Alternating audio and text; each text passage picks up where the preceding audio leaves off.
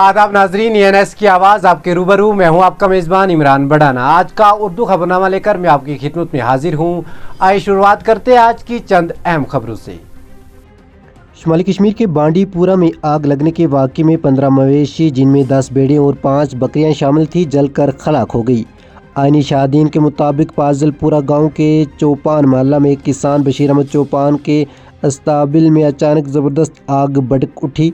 आग ने न सिर्फ अस्ताबिल को खाकिस्तर कर दिया बल्कि वहां मौजूद चारे और घास के ज़ख़ीरे को भी राख बना दिया।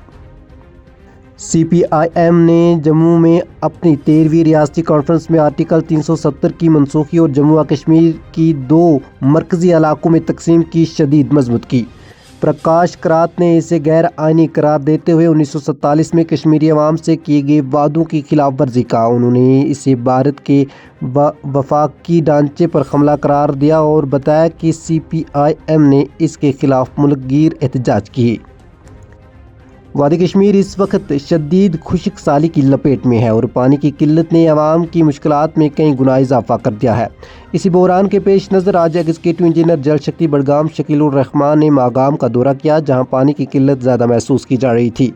उन्होंने कहा कि हुकूमत और मुतल्लिका महकमा सूरत हाल पर मसलसल नज़र रखे हुए हैं और पानी के बहरान को हल करने के लिए हर मुमकिन इक़दाम किए जाएंगे। BJP के जनरल सेक्रेटरी बडगाम और यूथ वेलफेयर मागाम के मेंबर साकिब मीर ने भी मीडिया से खिताब करते हुए कहा कि पार्टी पानी के इस बहरान के हल के लिए हर मुमकिन कोशिश कर रही है। उन्होंने अंदेशा दिया कि जल्द ही नई स्कीमें मुतरफ़ कराई जाएगी जो पानी की किल्लत पर काबू पाने में मददगार साबित होगी। साथ ही उन्होंने आवाम से दुआ की अपील करते हुए कहा, अल्लाह हम पर रहम करे और इस आजमाइश से नजात अता फरमाए।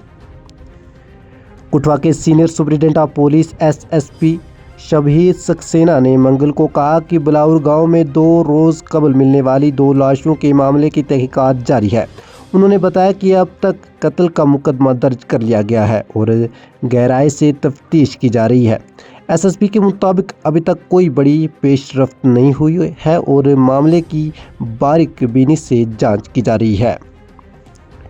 जम्मू कश्मीर के वज़ीर आला उमर अब्दुल्ला ने आज कहा कि नई फौजदारी कानून के नफाज पर दिल्ली में वज़ीर दाखिला अमित शाह के साथ मुलाकात में जदीदियत, फौरी इंसाफ और मुतासरा मरकज़ियत पर तबादला ख्याल किया गया। वज़ीर आला के दफ्तर ने सोशल मीडिया प्लेटफॉर्म X पर बताया कि ये मुलाकात मरकज़ी वज़ीर दाखिला की रियासती और यूनियन टेरिटरी के साथ जारी जायज़ा इजलास का हिस्सा थी।